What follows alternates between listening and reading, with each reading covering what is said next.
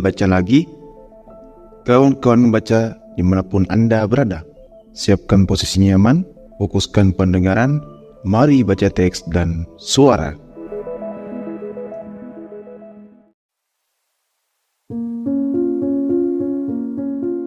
Audio teks by El Baca. Berdasarkan dunia dan tokoh. Baruch Spinoza. Sosok Baruch Spinoza, sang pencari yang menyatu dengan alam. Bayi dari Amsterdam. Pada suatu pagi di tahun 1632, di jantung kota Amsterdam yang masih muda, lahirlah seorang anak dari keluarga Yahudi keturunan Portugis. Mereka adalah pengungsi, pelarian dari Inkuisisi Spanyol yang menindas iman mereka.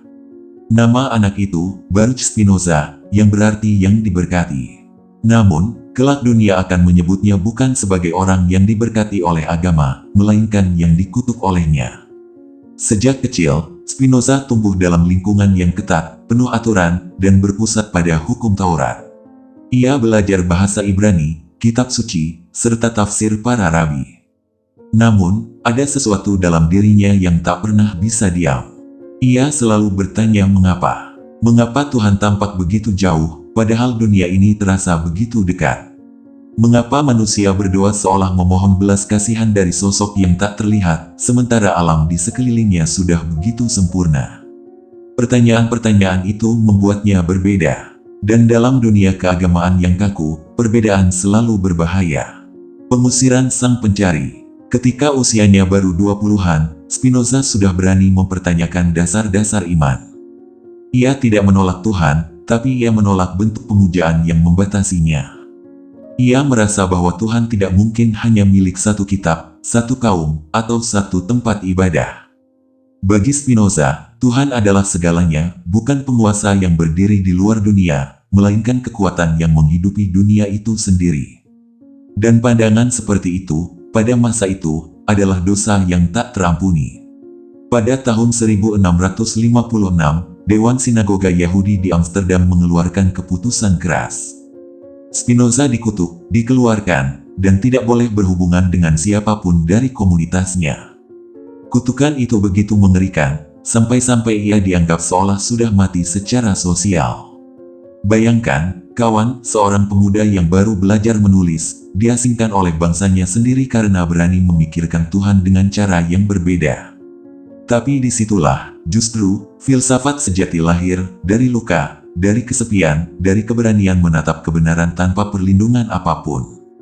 Hidup dalam kesederhanaan. Setelah pengusiran itu, Spinoza meninggalkan dunia ramai dan hidup sederhana di pinggiran kota. Ia bekerja sebagai pengasah lensa optik, pekerjaan yang sunyi namun presisi, sebuah simbol indah dari pikirannya sendiri. Ia hidup dari kerja tangannya, dan pikirannya dari kerja jiwanya. Rumahnya kecil, tanpa kemewahan. Tapi di dalamnya, tersimpan semesta pemikiran yang kelak menggetarkan Eropa. Ia menulis dengan tenang, jauh dari hiruk-pikuk dunia politik dan gereja. Tidak ada ambisi kekuasaan, tidak ada harta yang dikejar. Hanya satu hal yang ia kejar. Pemahaman yang sejati tentang Tuhan, tentang alam, dan tentang tempat manusia di antara keduanya. Wajah seorang bijak. Sahabat-sahabatnya menggambarkan Spinoza sebagai pria yang lembut, rendah hati, dan selalu tersenyum. Ia tidak mudah marah, tidak membenci siapapun, bahkan kepada mereka yang mengutuknya. Ia percaya, setiap hal, bahkan kebencian, adalah bagian dari tatanan besar alam yang tak mungkin salah. Ia jarang bicara tentang dirinya, tetapi lewat tulisannya, dunia melihat keheningan yang bergetar makna. Baginya, kebijaksanaan bukan terletak pada doa yang panjang atau perdebatan teologis, melainkan pada kemampuan menerima kenyataan sebagaimana adanya. Akhir yang sunyi. Spinoza meninggal muda pada usia 44 tahun, di tahun 1677. Penyebabnya kemungkinan besar adalah debu halus dari kaca lensa yang tiap hari ia gosok dengan sabar. Namun kematiannya bukanlah akhir. Justru setelah ia pergi, dunia mulai membaca karya besarnya, Etika, sebuah buku yang ditulis dalam bentuk rumus, namun berisi semesta cinta dan ketenangan. Ia tidak mencari Tuhan di surga, tapi menemukannya di setiap daun, di setiap hukum alam, di setiap denyut kehidupan. Dan mungkin, di sana pula, ia akhirnya beristirahat, bukan di surga yang dijanjikan manusia, tapi di alam semesta yang ia cintai sebagai Tuhan itu sendiri. Filsafat Spinoza, Tuhan sebagai alam. Bayangkan, kawan, dunia ini tidak memiliki batas. Tidak ada langit yang memisahkan surga dan bumi, tidak ada jurang antara pencipta dan ciptaan. Semuanya satu, semuanya saling menembus, seperti ombak yang tak pernah terpisah dari laut. Itulah cara Spinoza memandang kenyataan. Ia menolak pandangan bahwa Tuhan adalah sosok yang berdiri di luar ciptaannya. Bagi Spinoza, Tuhan adalah alam itu sendiri, atau dalam bahasanya, Deus sive natura, Tuhan, yakni alam. Artinya, setiap hal yang ada di dunia ini adalah ekspresi dari Tuhan. Daun yang jatuh, air yang mengalir, dan manusia yang berpikir, semuanya bagian dari tubuh besar yang sama. Tidak ada yang berdiri di luar Tuhan, dan tidak ada yang bisa keluar darinya. Substansi yang tunggal. Bagi Spinoza, seluruh keberadaan berasal dari satu hal yang disebutnya substansi tunggal. Substansi ini tidak diciptakan, tidak memiliki awal, dan tidak memiliki akhir. Ia ada karena keberadaannya sendiri, dan segala sesuatu yang lain hanyalah bentuk atau cara dari substansi itu menampakkan diri. Manusia, bagian dari substansi itu. Pohon, batu, bintang, bahkan pikiran kita, semuanya adalah modifikasi dari realitas tunggal itu. Jadi, ketika kita melihat dunia, sesungguhnya kita sedang melihat Tuhan dalam berbagai bentuknya.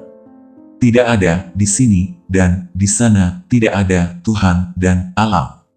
Yang ada hanyalah keberadaan itu sendiri, yang tak terpisahkan. Akal sebagai jalan menuju Tuhan. Kalau bagi kebanyakan orang Tuhan harus disembah lewat doa, bagi Spinoza Tuhan hanya bisa dipahami lewat akal. Ia bukan menolak agama, tapi ia menolak bentuk pemujaan yang lahir dari ketakutan dan harapan semu. Menurutnya, manusia menciptakan Tuhan yang berperasaan seperti manusia, marah, cemburu, memberi pahala, dan menghukum hanya karena kita tidak paham hukum alam. Padahal, alam tidak pernah marah. Ia hanya berjalan dengan keteraturan yang sempurna. Jika kita menderita, itu bukan karena Tuhan menghukum, tapi karena kita belum mengerti cara hidup selaras dengan hukum alam. Jadi, mengenal Tuhan bagi Spinoza berarti mengerti keteraturan alam, mengerti sebab akibat, dan akhirnya mengerti posisi kita di dalam jaringan besar kehidupan. Kebebasan yang sejati. Menarik, kawan, karena dalam pandangan Spinoza, tidak ada kehendak bebas seperti yang dibayangkan kebanyakan orang. Segala sesuatu yang terjadi, termasuk tindakan manusia, tunduk pada hukum sebab dan akibat. Kita memilih bukan karena bebas, tapi karena ditentukan oleh dorongan, keadaan, dan pengetahuan yang kita miliki. Namun, justru disinilah kebijaksanaan Spinoza muncul. Kebebasan sejati bukan berarti melakukan apa saja, melainkan mengerti mengapa sesuatu terjadi. Ketika kita memahami penyebab di balik segalanya, kita tidak lagi dikuasai oleh emosi, amarah, atau keinginan yang buta. Kita menjadi tenang, karena sadar bahwa semua hal terjadi sebagaimana mestinya. Dan dalam ketenangan itulah, menurut Spinoza, manusia menjadi bebas bukan dari dunia, tapi dalam dunia. Cinta intelektual kepada Tuhan. Spinoza menutup karya besarnya dengan konsep yang sangat indah. Amor Dei intellectualis, cinta intelektual kepada Tuhan. Ini bukan cinta yang lahir dari emosi atau ritual, melainkan dari pemahaman yang mendalam. Ketika seseorang sungguh mengerti bahwa segala sesuatu di dunia ini adalah bagian dari Tuhan, ia tidak bisa tidak mencintai dunia itu, sebab mencintai dunia berarti mencintai Tuhan sendiri. Bagi Spinoza, inilah kebahagiaan tertinggi manusia, hidup dalam pemahaman dan cinta yang tenang kepada seluruh keberadaan. Cinta ini tidak menuntut, tidak memohon, dan tidak takut kehilangan, sebab ia tahu, apapun yang hilang, sesungguhnya tidak pernah keluar dari Tuhan. Suara alam yang menyapa. Mungkin, kawan, ketika Spinoza berjalan di tepi sungai atau menatap langit Amsterdam yang abu-abu, ia tidak melihat perbedaan antara dirinya dan udara yang ia hirup. Ia menyatu dengan segalanya, bukan sebagai dogma, tapi sebagai kesadaran yang jernih. Ia hidup tanpa kekayaan, tanpa kehormatan sosial, tapi dengan kedamaian batin yang jarang dimiliki siapapun. Dan mungkin, itu sebabnya namanya abadi, karena ia telah menemukan apa yang selama ini dicari manusia, Tuhan yang tidak di luar, melainkan di dalam segalanya.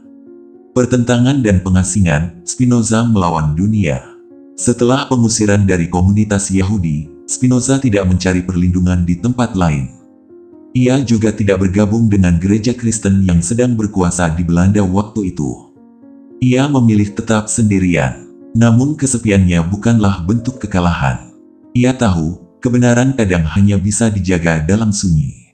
Sementara dunia masih sibuk memperdebatkan siapa Tuhan yang benar, Spinoza duduk di kamarnya yang kecil, mengasah lensa dan menulis gagasan yang jauh melampaui zamannya. Di luar sana, para rohaniawan menyebutnya ateis, karena ia menolak Tuhan yang berpribadi. Para politisi mencurigainya, karena ia tidak tunduk pada dogma. Namun Spinoza tidak membalas dengan amarah. Ia tetap menulis, tetap tenang, seperti seseorang yang tahu bahwa waktunya belum tiba, tapi pikirannya akan sampai ke masa depan. Etika dari abadi. Dalam karya utamanya, Etika, Spinoza menulis seperti seorang matematikawan. Setiap ide disusun dalam bentuk aksioma, definisi, dan pembuktian, seolah-olah Tuhan bisa dijelaskan dengan ketelitian geometri. Namun di balik dinginnya rumus-rumus itu, tersembunyi kehangatan yang luar biasa.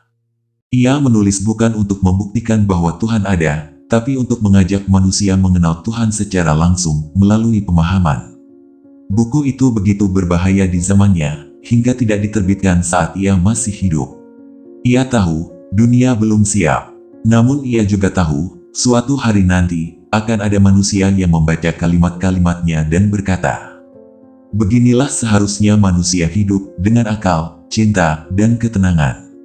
Ketenangan di tengah badai. Spinoza tidak punya murid resmi, tidak punya pengikut fanatik, tidak memiliki sekolah filsafat. Tapi pikirannya menembus batas abad. Setelah kematiannya, naskah-naskahnya dibuka dan diterbitkan. Saat itulah dunia baru sadar. Di rumah kecil yang sepi itu, telah hidup seorang raksasa pemikiran. Goethe menyebutnya, roh yang tertinggi di antara manusia. Albert Einstein, berabad-abad kemudian, ketika ditanya apakah ia percaya pada Tuhan, menjawab, "Aku percaya pada Tuhan Spinoza, yang menyingkap dirinya dalam harmoni segala yang ada, bukan pada Tuhan yang peduli nasib manusia kecil." Lihat, kawan, dari kamar kecil yang berdebu, Spinoza menyalakan cahaya yang terus menyala hingga zaman modern. Ia mengajarkan bahwa memahami dunia bukan berarti meninggalkan Tuhan, tapi justru menemukannya dalam setiap hukum alam yang kita pelajari. Cermin untuk manusia modern. Mungkin, di dunia hari ini, Spinoza kembali dibutuhkan. Kita hidup dalam zaman yang gaduh oleh tafsir, oleh klaim kebenaran, oleh kebingungan antara agama dan pengetahuan. Namun dari masa lalu, suara Spinoza seolah berbisik lembut. Carilah Tuhan. Bukan di langit, tapi di dalam cara dunia bekerja. Dalam hukum-hukum alam, dalam keindahan keteraturan, dan dalam akal yang mampu mengerti sebab-sebabnya. Ia mengingatkan kita, bahwa mencintai Tuhan berarti juga mencintai dunia, bahkan ketika dunia tidak selalu indah. Bahwa memahami kenyataan berarti berdamai dengan segalanya. Dan bahwa kebebasan sejati bukan berada di luar hukum, tapi di dalam pemahaman yang utuh akan hukum itu sendiri. Penutup di bawah cahaya yang abadi. Kini, 3 abad lebih telah berlalu sejak Spinoza menghembuskan napas terakhirnya. Tapi ide-idenya tidak pernah padam. Ia hidup dalam setiap pikiran yang mencari keseimbangan antara sains dan spiritualitas, antara logika dan kasih. Dan mungkin, saat kita membaca atau mendengar kisahnya malam ini, kita sedang berjalan di jejak yang sama. Mencari Tuhan bukan sebagai sosok di atas sana, tapi sebagai kehadiran di setiap denyut kehidupan. Bagi siapapun yang ingin mengenalnya lebih jauh, bukalah Etika. Jangan takut pada bahasa matematisnya, sebab di balik rumus-rumus itu, tersimpan suara lembut yang memanggil kita untuk mengerti, bukan sekadar percaya. Spinoza pernah berkata, semakin kita memahami sesuatu, semakin besar kasih kita kepada Tuhan. Dan mungkin, kawan, itulah satu-satunya doa yang masih layak diucapkan di dunia yang penuh pertentangan ini. Doa untuk mengerti, agar dari pengertian itu, lahir cinta yang tak bertepi.